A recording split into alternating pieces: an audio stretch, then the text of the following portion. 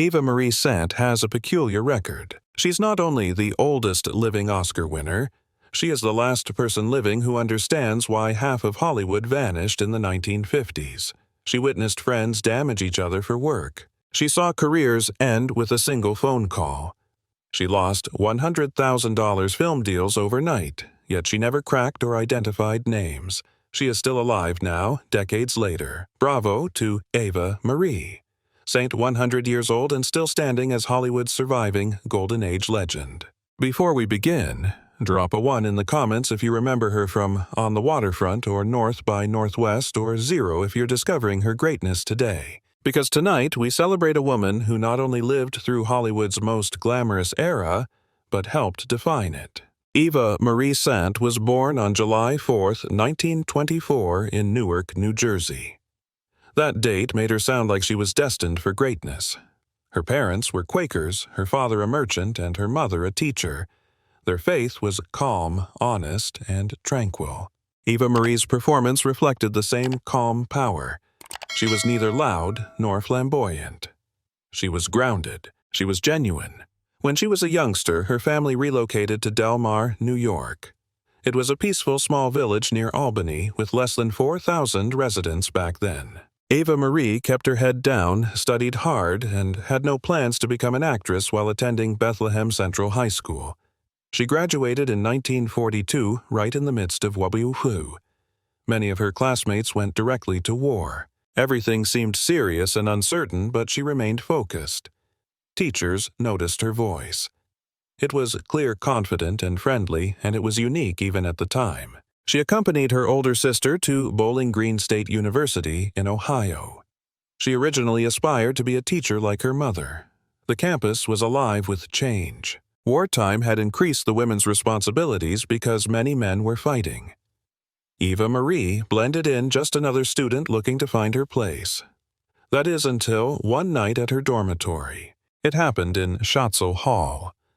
She was in her jammies having fun with pals when she sang "I'm Just a Girl Who Can't Say No" from Oklahoma. It was simply for fun, then something changed.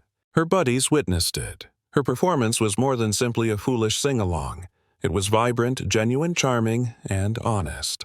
Word got out. One of her teachers, Eldon T. Smith, learned about it. He tracked her down. He sensed something special in her poise, intelligence, and heart, and encouraged her to audition for plays. She hesitated at first, but he refused to give up. Slowly, she gave in. That's when everything changed. She quit her education major and turned to theater. Her father advised her, "Honey, whatever you want to do your best." So she did. Eva Marie immediately moved to New York City after graduating in 1946. There's no backup plan, no waiting, just complete conviction. She started at the bottom, literally. Her first job was as an NBC page. She offered studio tours, got coffee, and kept track of everything. At the same time, she was modeling and taking whatever acting jobs she could get. She worked tirelessly, balancing little radio bits with day employment. It wasn't exciting, but she was learning, watching and waiting for her chance. Then, one day in 1949, something unexpected occurred. She was walking in the subway near Rockefeller Center. A man named Jeffrey Hayden observed her. It wasn't only her appearance. He was intrigued by how she moved and the black modeling portfolio she was carrying. It bore her name, Eva Marie Saint, inscribed in gold at the bottom. He could not take her out of his head. They spoke. She did not drink coffee, so they ate lunch instead. He was a TV director. She was pursuing a dream. They clicked immediately. Her 1949 datebook still has his first words scrawled in. "Jeff is here to stay as he was." They were married on October 28, 1951. Their marriage lasted 65 years until Hayden died in 2016. In a community full of breakups, theirs was the uncommon love story that lasted. Eva Marie had already made a reputation for herself before marrying Hayden. Live television was thriving, and she was everywhere. In just a few years, she had accumulated almost 25 jobs. She became recognized as the Helen Hayes of television, implying that she was one of the greatest. She was not seeking stardom. She was looking for the truth in every part.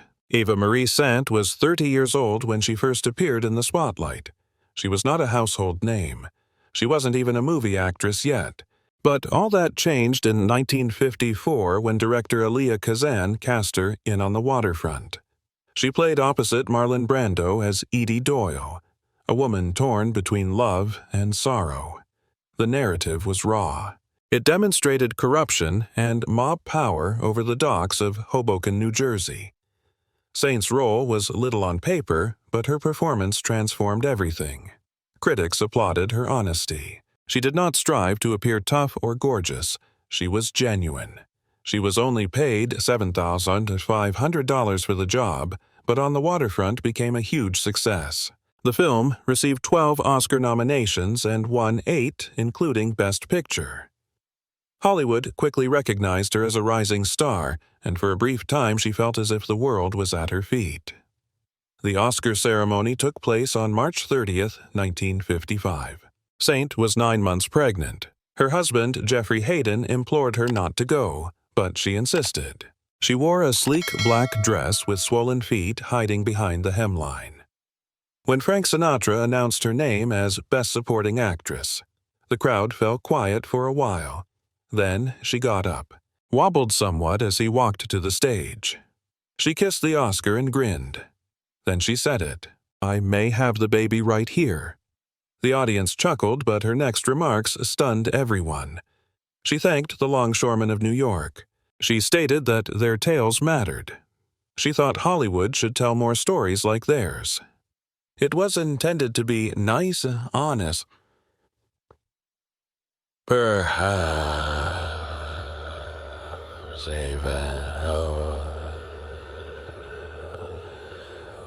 However, in 1955, the House Un-American Activities Committee was keeping a close eye on everyone. Mentioning laborers or class conflict may jeopardize a career. As she said, studio execs walked out. The camera moved away from her face. What should have been a lovely occasion turned into something more perilous. 2 days later, on April 1st, 1955, she gave birth to her son, Daryl. Newspapers dubbed him the Oscar baby. Reporters flooded the hospital attempting to capture photos of her with the infant. Her acceptance speech had already created a sensation, and suddenly her family life was making national headlines. The newborn weighed 7 pounds and 3 ounces. Congratulations flooded in. Calls, letters, and telegrams. But underneath the delight, something sinister was building. Eva Marie Saint had no clue her life was about to unravel when she opened the letter on June 12, 1956. Inside was a subpoena. The House Un-American Activities Committee asked her to testify. She was astonished. So was her husband, Jeffrey Hayden. Years later, he said they were taken completely by surprise. Eva was not political. She had never participated in any group protest or demonstration. Her worst transgression was mentioning workers' rights during her Oscar speech. She had won the Oscar the previous year in 1955 for On the Waterfront. She was Hollywood's golden girl, beautiful, talented, and experiencing great success. She had transitioned effortlessly from television to movies. People anticipated her to be one of the greats. But suddenly, everything was at risk. In the 1950s, simply being suspected of communist sympathies might lead to the end of your career. The timing could not have been worse. Just as she was nearing her pinnacle, the industry went cold. 10 days after the subpoena, things worsened. Her name appeared in red channels. That one pamphlet, only 24 pages long, has the potential to end lives. It named 151 persons suspected of having communist links. Some were real party members. Others had recently signed a petition or spoken out. The list did not care. To advertisers and studios, everyone on the red channels was toxic. And suddenly, Eva's name was there. Her Oscar speech, which included only a few lines about treating workers decently, landed her on the blacklist. This was not about proof, it was about terror. Studios were fearful about public response. Networks did not want problems. Nobody wanted their show or movie boycotted. That tiny volume, issued in 1950, had evolved into the Blacklist Bible by 1950. 1956. Once your name was entered, the phone stopped ringing. Meetings were canceled. Contracts gone. Eva Marie Saint was no longer a celebrity, but rather a danger. Then came July 31st, 1956. She sat in front of the committee for 4 hours straight. They sought names. They always have. It was their game. Break one person so that they can bring others down. But Eva did not break. She informed them she was not a communist. And then she said something unexpected. "I will not take part in destroying careers due to misinformation and fear." That single sentence cost her everything. Other actors gave in. They provided names. Some people sobbed while completing it. Others protected their jobs by complying. But Eva held her ground. She understood what that meant. She has witnessed what happened to those who refused to cooperate. Some never worked again. Some have departed the nation. She did it anyway. It was a decision driven by principle. But Hollywood did not reward boldness. It got punished. Her punishment came quickly. Projects were canceled. Studios broke ties. She had once made $100,000 per picture. Now she was receiving nothing. Just 3 years before, she had earned $7,500 for On the Waterfront. The swing from $7,500 to $100,000 demonstrated how quickly her popularity had soared. But now the descent was much quicker. The blacklist did not simply halt your career. It removed it. According to a 1956 research, red channels marked the formal commencement of blacklisting in radio and television. However, Eva's experience was more intimate. It meant her dreams were over. There are no offers, no auditions, no future. Worse still, there is no explanation. People in the sector simply went quiet. Nobody wanted to be seen defending her. Nobody wants their own name added to the list. By 1960, she was coping with something far more difficult than a failed career. Her father-in-law had Alzheimer's. Eva became his caretaker. This was a full-time job, emotionally exhausting, physically taxing, and all the while she remained banned. She was just in her mid-30s. They were meant to be her greatest years. But instead of recording, she was changing linens and administering his meds. Her spouse, Jeffrey Hayden, was also banned. He has previous experience as a director and producer. But now they were both stuck. No money is coming in. There's no job on the horizon. Only 2 people are attempting to endure Hollywood's most violent decade. For Eva, the penalty of standing up went beyond simply her employment. It was about identity. She'd lost her voice, her platform, her purpose. In 1959, Alfred Hitchcock pulled off an unexpected maneuver. For his thriller, North by Northwest, he cast Eva Marie Saint as Eve Kendall. Saint was most remembered for her Oscar-winning performance in On the Waterfront, in which she portrayed working-class women in harsh, dramatic roles. Nobody anticipated her to play a sultry, intriguing femme fatale. Hitchcock wanted someone who could be refined, sophisticated, and elegant, and he saw something in Saint that most others didn't. He didn't just cast her, he altered her. Hitchcock worked closely with her to prepare for the part. He helped her drop her voice, refine her appearance, and even went shopping at Bergdorf Goodman in New York to pick out every garment for the film. This was more than simply direction. It was an act of reinvention. Saint, previously considered too down-to-earth for beauty parts, became one of Hitchcock's most memorable blondes. The gamble proved successful. North by Northwest was a box office success, eventually ranking 40th on the American Film Institute's list of the 100 best American films of all time. Hitchcock had an unusual manner of directing performers. Eva Marie Saint claims he simply gave her 3 rules. Lower your voice. Avoid using your hands and gaze straight into Cary Grant's eyes. That was it. Simple, but quite different from what she had learned in 7 years at the actor's workshop. She had been instructed to create a character from inside. However, Hitchcock believed in sculpting the outer first. By removing motions and introducing stillness, he made her persona appear serene, trustworthy, and in charge. This made her subsequent betrayal in The Tale much more painful. You didn't expect it, and that was the idea. One of the film's most memorable sequences takes place aboard a train. It's the scene where Cary Grant's character and Saint's Eve Kendall enjoy a lengthy, passionate kiss in her own compartment. The scene became famous. Most individuals are unaware of what transpired off-camera. While filming, a photographer ascended a ladder to capture a behind-the-scenes view. He tumbled down the ladder while observing Grant and Saint's interaction. The romance seemed real. The scenario was well orchestrated. Every gaze, pause, and breath increased stress. Hitchcock intended the scene to feel both personal and threatening. Grant's character was on the run. Saint's character was assisting him. And in that cramped train compartment surrounded by danger, the spark between them erupted. Hitchcock's signature combination of romance and tension became one of his hallmarks. North by Northwest altered everything for Eva Marie Saint. Before this picture, she was regarded as a serious dramatic actor. After that, she joined Hitchcock's famed cast of blonde heroines, which included Grace Kelly Kim Novak and Tippi Hedren. Hitchcock even told her, "Women go to the movies, but they've left the sink at home. They do not want to see you at the sink." He didn't want her to play housewife anymore. He wished she was anything more, and she became just that. The film's effect extended well beyond 1959.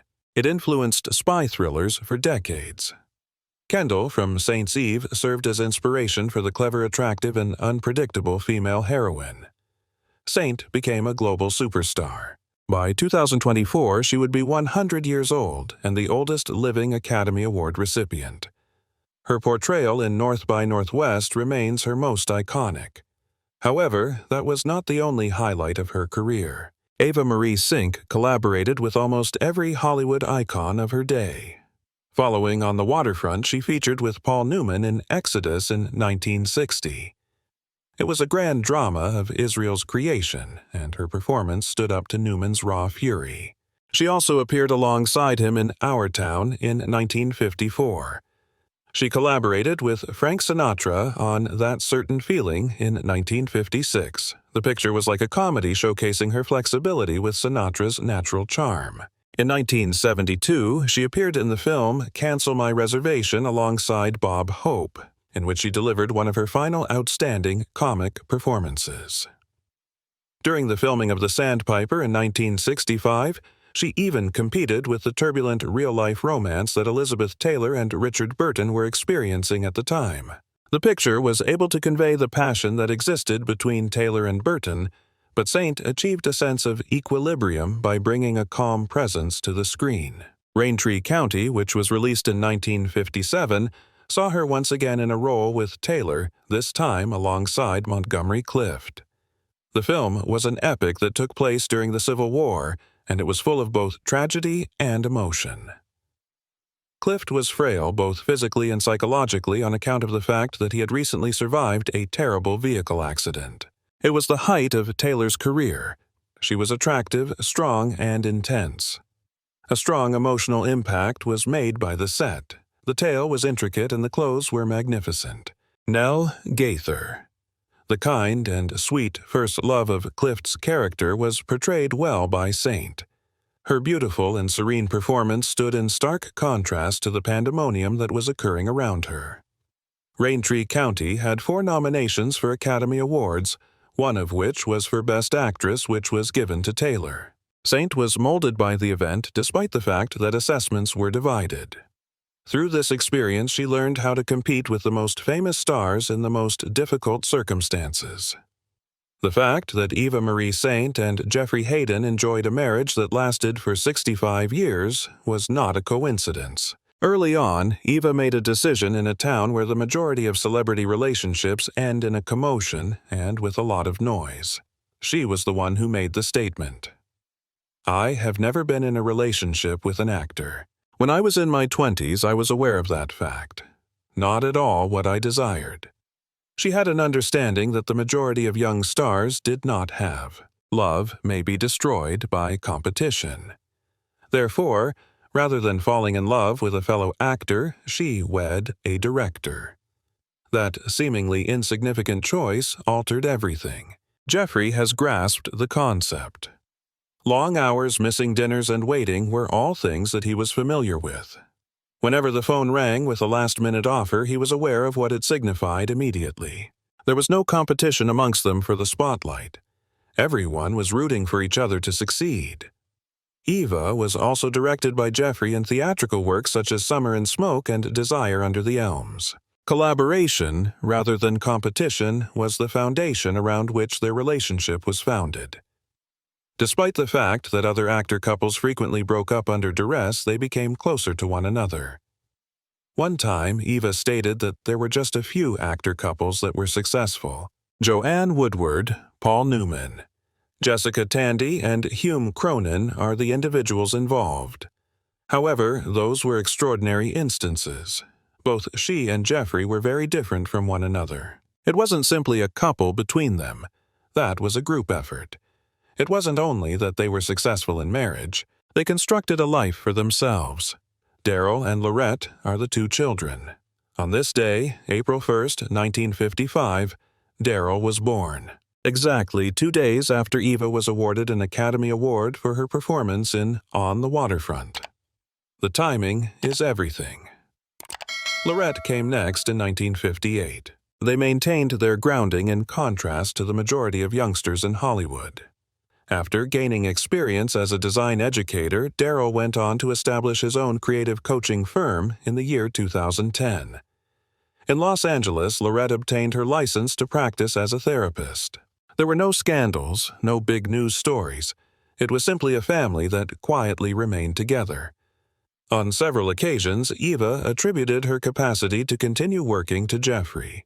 When it was most important, he stepped in. At one point, she related a tale of how he took care of the children, so that she could accept a film job that she would have otherwise considered declining. Not really a huge gesture, was it, day to day? It was love that was present. In the years that passed before Jeffrey's passing, the family had expanded to include 4 grandkids. Furthermore, in the year 2024, Eva celebrated her 100th birthday in the company of 4 generations of her family. There is more to it than just a stroke of luck. Eva, on the other hand, did not act as if they had all the answers.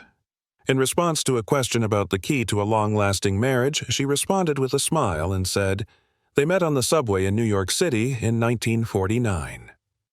It was the gold writing on her modeling portfolio that caught his attention. That marked the beginning of the process. The wedding took place on October 28, 1951.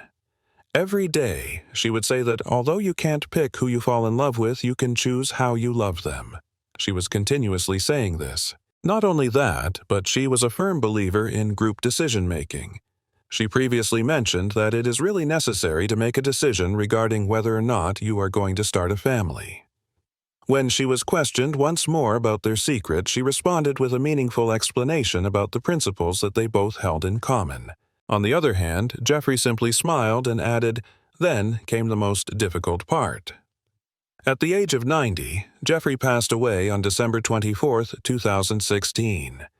After a protracted struggle against cancer, he died away in the comfort of his own home just before Christmas. Eva did not attempt to conceal her sorrow.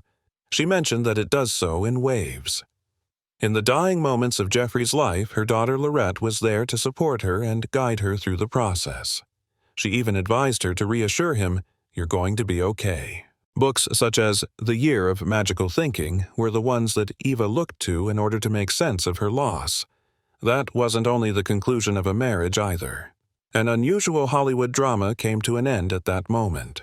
They had endured the threat of being blacklisted, the failure of their careers, and the passing of friends. On the other hand, they never parted ways. According to a statement made by Eva, when someone you care about passes away, it might feel as though you are the only person who has ever experienced it. This type of suffering is a private matter.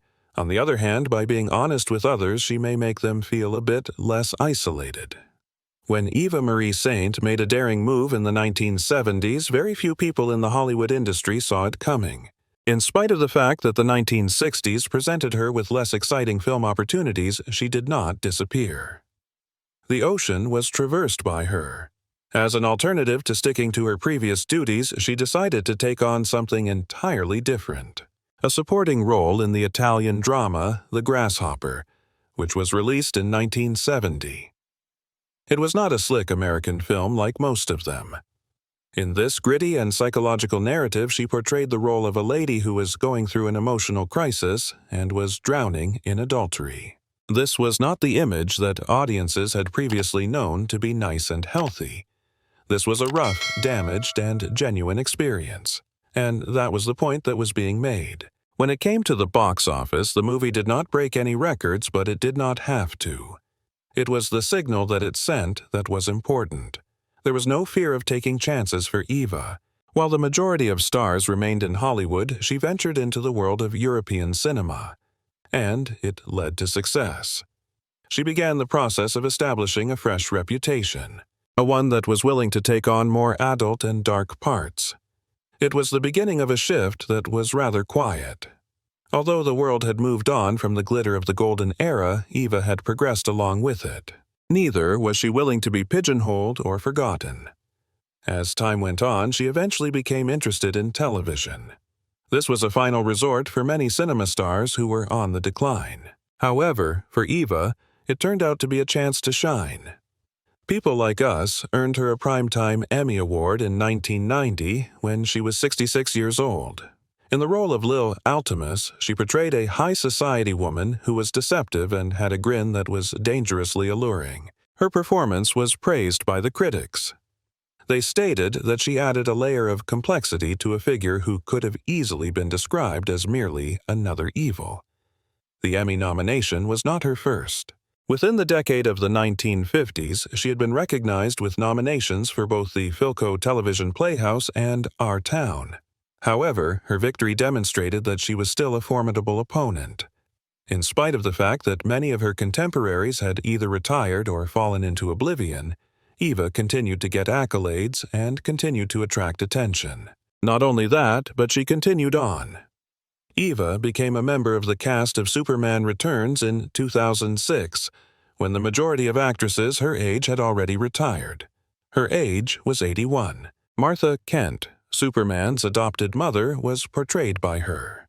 The movie was a huge success, and Eva's portrayal gave a sense of dignity and compassion to the world of superheroes on screen. She made another appearance in Winter's Tale 8 years later when she was 89 years old. She portrayed a newspaper editor who was 100 years old and had keen wit and knowledge this time around. When she was asked about it, she chuckled and said that portraying someone who was over 100 years old made her feel like she was still youthful. She meant it. Then, in the year 2018, a miraculous occurrence took place. When it came time for the Academy Awards, Eva Marie Saint made her way onto the platform. Her age was 93. It had been 64 years since she secured her own Academy Award. During the performance of On the Waterfront, the audience stood up and cheered. She made a joke about how she was older than the Academy, and she paid respect to her late husband, Jeffrey Hayden, to whom she had been married for 65 years. There was more to that moment than looking back fondly. The issue was one of presence. Despite the passage of over a century, Eva was still able to hold the room in the palm of her hand.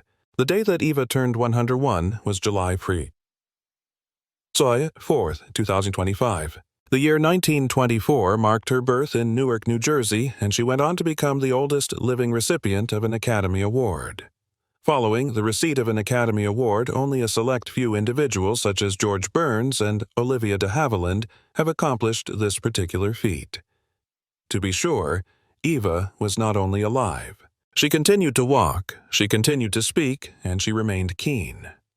During the month of July, Thursday nights were devoted to her by Turner Classic Movies. She was honored with a broadcast of On the Waterfront at 8:12 p.m. on her birthday.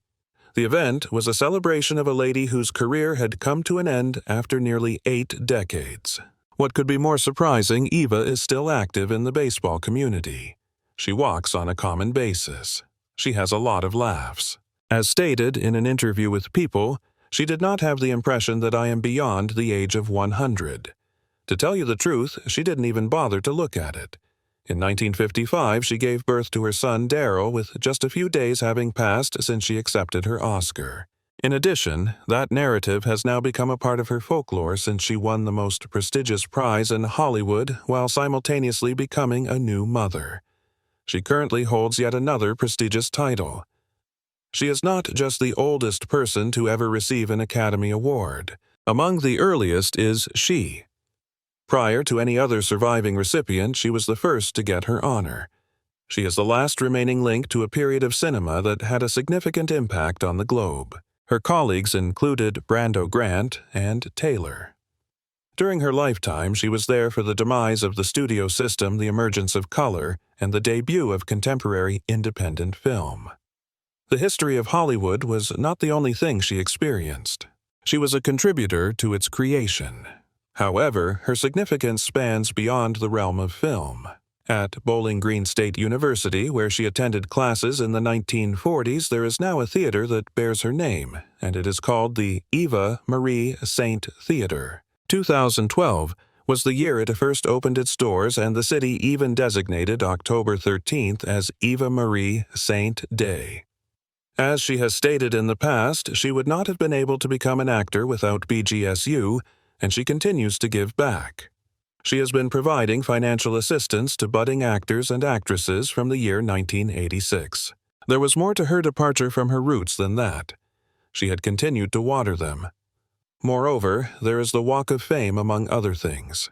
In the film industry, she has 1 star, while in the television industry she has 2 stars.